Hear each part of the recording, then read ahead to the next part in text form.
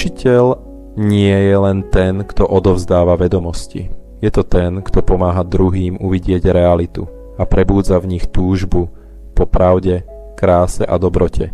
Aby to dokázal, potrebuje viac než len vzdelanie. Potrebuje byť zamilovaný do dobra.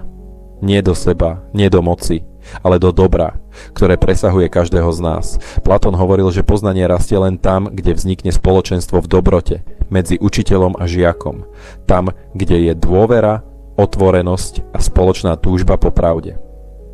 Učiteľ neodovzdáva len fakty. Odovzdáva vzťah k dobru. A to sa dá len vtedy, keď dobro sám miluje. Pravá autorita nie je moc.